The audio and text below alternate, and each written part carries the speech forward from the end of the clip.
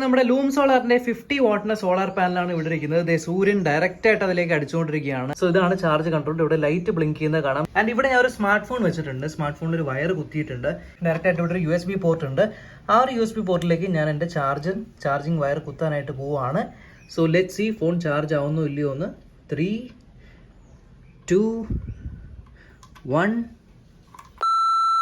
അപ്പോൾ ഈ March April May മാസം എന്ന് പറയുന്ന ഒരു തലവേദന പിടിച്ച മാസങ്ങളാണ്. നമുക്ക് പുറത്തിറങ്ങാൻ പറ്റാത്ത അവസ്ഥയാണ്. സൂര്യൻ്റെ ഒരു ചൂടെന്ന് പറഞ്ഞാണ്ടല്ലോ ഒരു രക്ഷയില്ല. എല്ലായിടത്തും എവിടെ പോയി കഴിഞ്ഞാലും ചൂട് സഹിക്കാൻ പറ്റാത്ത അവസ്ഥയാണ്. നിങ്ങൾക്കറിയോ, ഭൂമിയിൽ തന്നെ ഏറ്റവും അബൻഡൻ്റ് ആയിട്ടുള്ള സോഴ്സ് ഓഫ് എനർജി എന്ന് പറയുന്നതും ഈ ഒരു സൂര്യൻ തന്നെയാണ്. പക്ഷെ പ്രശ്നം എന്താണെന്ന് വെച്ചാൽ ഇത്രയും വെയിലുള്ളതുകൊണ്ട് തന്നെ, ഒടുക്കത്തെ ചൂടായതുകൊണ്ട് തന്നെ നമ്മളെല്ലാവരും ചൂടിൽ നിന്ന് രക്ഷപ്പെടാനായിട്ട് എയർ കണ്ടീഷണർ മേടിച്ച് വെക്കും. എയർ കണ്ടീഷണർ മേടിച്ച് വെക്കുന്നതൊക്കെ നല്ലൊരു സൊല്യൂഷൻ തന്നെയാണ്. പക്ഷേ അതിൻ്റെ എഫക്റ്റ് 2-3 മാസം കഴിയുമ്പോൾ കറണ്ട് ബില്ലിൽ കാണും. സോ നമ്മൾക്ക് ഈ ഒരു സൂര്യനിൽ നിന്ന് വരുന്ന ചൂടിനെ തന്നെ എങ്ങനെയെങ്കിലും കൺവെർട്ട് ചെയ്തിട്ട് നമുക്കൊരു തണുത്ത കാറ്റ് കിട്ടുന്ന രീതിയിൽ, എന്നാൽ ഇലക്ട്രിസിറ്റി ബില്ലും ആവാത്ത രീതിയിൽ ചെയ്യാൻ പറ്റുമെന്ന് ചോദിച്ചാൽ വളരെ എളുപ്പത്തിൽ ചെയ്യാൻ പറ്റും. അതിനായിട്ട് നിങ്ങൾക്ക് കുറച്ച് സാധനങ്ങൾ വേണം. എന്തിന്? തണുത്ത കാറ്റ് മാത്രമല്ല, നിങ്ങളുടെ വീട്ടിലുള്ള ഫാനോ ലൈറ്റോ എന്തും നമ്മൾക്ക് സൂര്യപ്രകാശത്തിൽ കൂടി കറക്കാനായിട്ട് പറ്റുന്നത് എങ്ങനെയാണ്, അതിൻ്റെ ചെറിയൊരു ഡെമോ ആണ് ഇന്നത്തെ വീഡിയോ. സോ പ്രധാനമായിട്ടും ബേസിക് ആയിട്ടുള്ള രീതിയിൽ നിങ്ങൾക്ക് സൂര്യപ്രകാശത്തിൽ നിന്നും കറണ്ട് ഉണ്ടാക്കണമെങ്കിൽ വേണ്ട 3 കാര്യങ്ങളാണ്.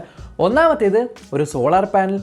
രണ്ടാമത്തേത് ഈ ഒരു സോളാർ പാനലിൽ നിന്നും വരുന്ന കറണ്ട് കൺട്രോൾ ചെയ്യാവുന്ന ഒരു കൺട്രോളർ. മൂന്നാമത്തേത് ഈ ഒരു സോളാർ പാനലിൽ നിന്നും വരുന്ന കറണ്ടിനെ സ്റ്റോർ ചെയ്ത് വെക്കാനായിട്ട് പറ്റുന്ന വളരെ എഫിഷ്യൻ്റ് ആയിട്ടുള്ളൊരു ബാറ്ററി. സോ ഈ ഒരു വീഡിയോയ്ക്ക് വേണ്ടിയുള്ള സാധനങ്ങളെല്ലാം സ്പോൺസർ ചെയ്തിരിക്കുന്നത് ലൂം സോളാർ എന്ന ഒരു ബ്രാൻഡാണ്. അപ്പോൾ ഇവരാണ് നമ്മുടെ ഈ ഒരു വീഡിയോയിലുള്ള സകല സോളാർ റിലേറ്റഡ് ആയിട്ടുള്ള കാര്യങ്ങൾ സ്പോൺസർ ചെയ്തിരിക്കുന്നത്. ഇവരുടെ ലിങ്ക് ഞാൻ ഡിസ്ക്രിപ്ഷനിൽ കൊടുത്തേക്കാം, നിങ്ങൾക്ക് ചെക്ക് ചെയ്ത് നോക്കാം. എന്തായാലും ഈ പെട്ടിക്കകത്ത് എന്താണെന്ന് നോക്കാം. ഇതൊരു 50 വാട്ടിൻ്റെ 12 വോൾട്ട് ഡിസൈനിലുള്ള ഒരു മോണോ പെർക്ക് സോളാർ പാനലാണ്. അതായത് ഈ പാനൽ A ഗ്രേഡ് ആയിട്ടുള്ള മോണോ പെർക്ക് സെല്ലുകൾ ഉപയോഗിച്ചിട്ടാണ് ഉണ്ടാക്കിയിരിക്കുന്നത്. ഇതിൻ്റെ മുകളിലായിട്ട് നിങ്ങൾക്ക് ഒരു അൾട്രാ ക്ലിയർ ടെമ്പേർഡ് ഗ്ലാസും കൂടെ ലഭിക്കുന്നുണ്ട്. ഇത് എന്തിനാണെന്ന് വെച്ചാൽ, നിങ്ങൾ സോളാർ പാനൽ പുറത്ത് വെക്കുന്ന സമയത്ത് എപ്പോഴും ഫുൾ ടൈം നല്ല പ്രകാശത്തിൽ സൂര്യപ്രകാശം ഉണ്ടാവണമെന്നില്ല. ചിലപ്പോൾ ക്ലൗഡി സിറ്റുവേഷൻസ് വരാം, ചിലപ്പോൾ ലോ ലൈറ്റ് സിറ്റുവേഷൻസ് വരാം. അപ്പോൾ ഇത്തരത്തിലുള്ള സിറ്റുവേഷൻസിന് നിങ്ങൾക്ക് ഏകദേശം 22% കൂടുതൽ എഫിഷ്യൻസി ഇത്തരത്തിലുള്ള മോണോ പെർക്ക് സെല്ലുകൾ വഴി കിട്ടുന്നതാണ്. ഇനി വേറൊരു കാര്യം, ലൂം സോളാർ എന്ന് പറഞ്ഞ കമ്പനിയാണ് ഇന്ത്യയിൽ മോണോ പാനലുകൾ പെർക്ക് സെല്ല് വെച്ചിട്ട് 12 വോൾട്ട് ഡിസൈനിൽ ഉണ്ടാക്കുന്നത്. മൊത്തം ഇതിനകത്ത് 36 സെല്ലുകളാണുള്ളത്. 25 വർഷത്തിന്റെ ഒരു ലൈഫ് ടൈം ആണ് പറയുന്നത്.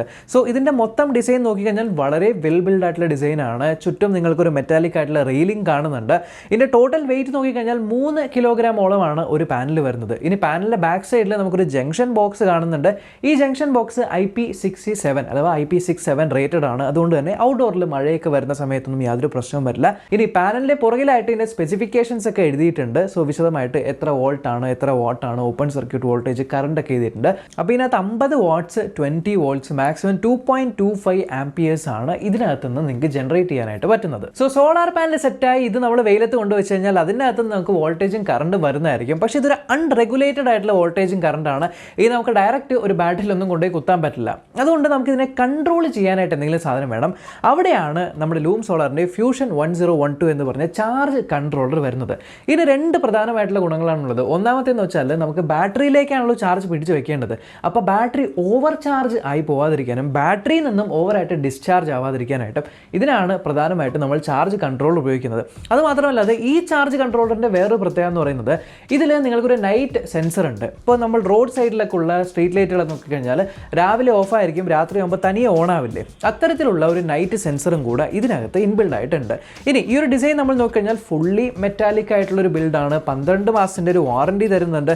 ഇതിൻ്റെ മുകളിലായിട്ട് നിങ്ങൾക്ക് ചാർജിങ്ങിൻ്റെയും ലോ ബാറ്ററിയുടെയും LED ഇൻഡിക്കേറ്റേഴ്സ് ഉണ്ട്. താഴെ നിങ്ങൾക്ക് സോളാർ പാനൽ കണക്ട് ചെയ്യാനുള്ള പോസിറ്റീവ് നെഗറ്റീവ്, ബാറ്ററി കണക്ട് ചെയ്യാനായിട്ടുള്ള പോസിറ്റീവ് നെഗറ്റീവും, ലോഡ് കണക്ട് ചെയ്യാനായിട്ടുള്ള പോസിറ്റീവ് നെഗറ്റീവ് ഉണ്ട്.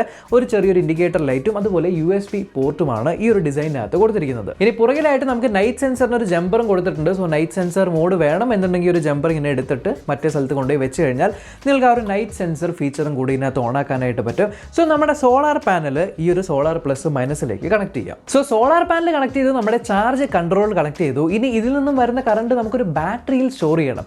സോ നമുക്ക് പലതരം ബാറ്ററീസ് അവൈലബിൾ ആണ്. ലെഡ് ആസിഡ് ബാറ്ററീസ് അവൈലബിൾ ആണ്, ലിത്തിയം ബാറ്ററീസ് അവൈലബിൾ ആണ്. അപ്പോൾ ലെഡ് ആസിഡ് ബാറ്ററികളാണ് കോമൺലി യൂസ് ചെയ്യുന്നതെങ്കിലും അതിൻ്റെ ഒരു പ്രശ്നം എന്ന് പറയുന്നത് അത് ഭയങ്കര മെയിൻ്റനൻസ് കൂടുതലാണ്.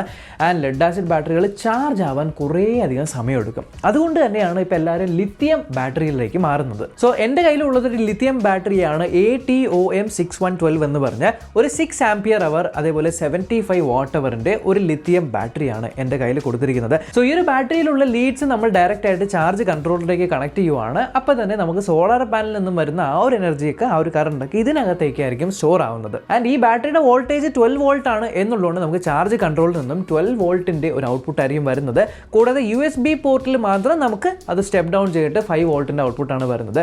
സോ കാര്യങ്ങളൊക്കെ സെറ്റായി. ഇനി ഇത് വർക്ക് ചെയ്യുന്നുണ്ടോ എന്ന് നോക്കാം. നമ്മുടെ ലൂം സോളാറിൻ്റെ 50 വാട്ടിൻ്റെ സോളാർ പാനലാണ് ഇവിടെ ഇരിക്കുന്നത്. സൂര്യൻ ഡയറക്റ്റ് ആയിട്ട് അതിലേക്ക് അടിച്ചുകൊണ്ടിരിക്കുകയാണ്. ആൻഡ് ഈ ഒരു സാധനം ഞാനിപ്പോൾ കണക്ട് ചെയ്തിരിക്കുന്നത് ഇവിടുത്തെ ഒരു ചാർജ് കൺട്രോളറിലേക്കാണ്. സോ ഇതാണ് ചാർജ് കൺട്രോളർ. ഇവിടെ ലൈറ്റ് ബ്ലിങ്ക് ചെയ്യുന്നത് കാണാം. സോ ചാർജ് ആയിക്കൊണ്ടിരിക്കുകയാണ്.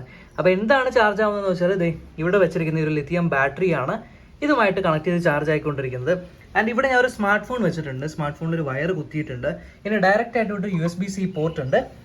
ഡയറക്റ്റ് ആയിട്ട് ഇവിടെ ഒരു USB പോർട്ട് ഉണ്ട്. ആ ഒരു USB പോർട്ടിലേക്ക് ഞാൻ എൻ്റെ ചാർജിങ് വയർ കുത്താനായിട്ട് പോവുകയാണ്. So let see phone charge ആവുന്നോ ഇല്ലയോ എന്ന്. 3, 2, 1. യെസ്. സോ നമ്മുടെ സെറ്റപ്പ് എല്ലാം പക്കയായിട്ട് വർക്ക് ചെയ്യുന്നുണ്ട്. ഇപ്പോൾ എൻ്റെ ഫോൺ ചാർജ് ആയിക്കൊണ്ടിരിക്കുന്നത് സോളാർ പവറിലാണ്. സോളാർ പവർ വഴി ഈ ഒരു കൺട്രോളറിൽ നിന്ന് ബാറ്ററി ചാർജ് പോയിക്കൊണ്ടിരിക്കുന്നുണ്ട്. സൈമിൾട്ടേനിയസ്ലി എൻ്റെ ഫോണിലും ചാർജ് കയറിക്കൊണ്ടിരിക്കുകയാണ്. സോ ടോട്ടലി ഇലക്ട്രിസിറ്റി ഇല്ലാതെ തന്നെയാണ് നമ്മളിപ്പോൾ ചാർജിങ് ചെയ്തുകൊണ്ടിരിക്കുന്നത്. ഈ ഒരു മിനി സെറ്റപ്പിലൂടെ നിങ്ങൾക്ക് സ്മാർട്ട് ഫോൺസ് ചാർജ് ചെയ്യാം, USB അപ്ലയൻസസ് യൂസ് ചെയ്യാം, ആൻഡ് 12 വോൾട്ട് DC-യിൽ ഓടുന്ന ഏതൊരു അപ്ലയൻസും യൂസ് ചെയ്യാനായിട്ട് പറ്റും. അത് AC പവേർഡ് ആയിട്ടുള്ള ഡിവൈസ് ആണ്. ഡയറക്റ്റ് ആയിട്ട് കറണ്ടിൽ കുത്തുന്ന ഫാനുകൾ, ലൈറ്റുകൾ ഇങ്ങനത്തെ അല്ല, അത് DC പവേർഡ് ആയിട്ടുള്ള ഡിവൈസുകളുണ്ട്. അപ്പോൾ എൻ്റെ അടുത്ത് ഇപ്പോൾ കറൻ്റ്ലി 12 വോൾട്ടിൻ്റെ DC പവേർഡ് ആയിട്ടുള്ള ഡിവൈസുകൾ ഇല്ല എന്നുള്ളതുകൊണ്ട് ഞാൻ USB വഴിയാണ് കാണിച്ചു തരുന്നത്. അത് ഉണ്ട് എന്നുണ്ടെങ്കിൽ അത് കുത്തിക്കഴിഞ്ഞാൽ ഡയറക്റ്റ് ആയിട്ട് വർക്ക് ചെയ്യുന്നതാണ്.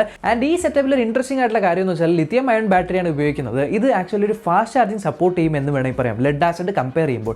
അപ്പോൾ ഇത് 0 to 100 ആവാനായിട്ട് ഏകദേശം 2 മണിക്കൂർ മാത്രമേ ആവുന്നുള്ളൂ. ഇനി ബാറ്ററി കപ്പാസിറ്റി കൂടുതലാണെങ്കിൽ 2 മുതൽ 4 മണിക്കൂർ വരെയൊക്കെ എടുക്കും.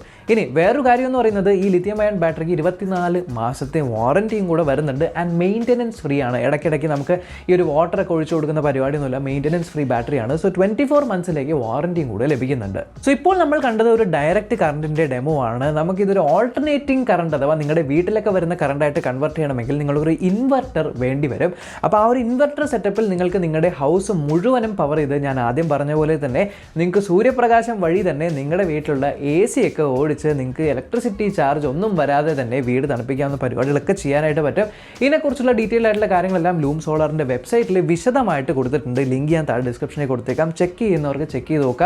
ആൻഡ് പർച്ചേസ് ചെയ്യേണ്ടവർക്കും പർച്ചേസ് ചെയ്യാവുന്നതാണ്. സോ ഈ ഒരു വീഡിയോയിലൂടെ എങ്ങനെയാണ് നമുക്കൊരു സോളാർ പാനൽ സെറ്റ് ചെയ്ത് അതിനകത്തുനിന്ന് നമ്മൾ ചാർജ് കൺട്രോൾ ഉപയോഗിച്ച് ഒരു ബാറ്ററിയിൽ ചാർജ് ചെയ്ത് ആ ഒരു ചാർജ് ചെയ്ത ബാറ്ററിയിൽ നിന്നുള്ള പവർ ഉപയോഗിച്ച് നമുക്ക് ബാക്കിയുള്ള ഡിവൈസുകളെല്ലാം പവർ ചെയ്യാൻ പറ്റുന്നത് എന്നുള്ളത് നിങ്ങൾക്ക് മനസ്സിലായി എന്ന് പ്രതീക്ഷിക്കുന്നു. ഈ ഒരു വീഡിയോ ഇൻഫർമേറ്റീവ് ആയിട്ട് തോന്നിയെങ്കിൽ ഉറപ്പായിട്ടും ചാനൽ ചെക്ക് ചെയ്യാനും ഇതുവരെ സബ്സ്ക്രൈബ് ചെയ്തിട്ടില്ല അല്ലെങ്കിൽ സബ്സ്ക്രൈബ് ചെയ്യാനും തൊട്ട് സൈഡിലെ ബെല്ലൈക്കൻ ക്ലിക്ക് ചെയ്ത് ഓൾ നോട്ടിഫിക്കേഷൻ എനേബിൾ ചെയ്യാനും മറക്കണ്ട. നമ്മൾക്കിനി അടുത്ത വീഡിയോയിൽ കാണാം.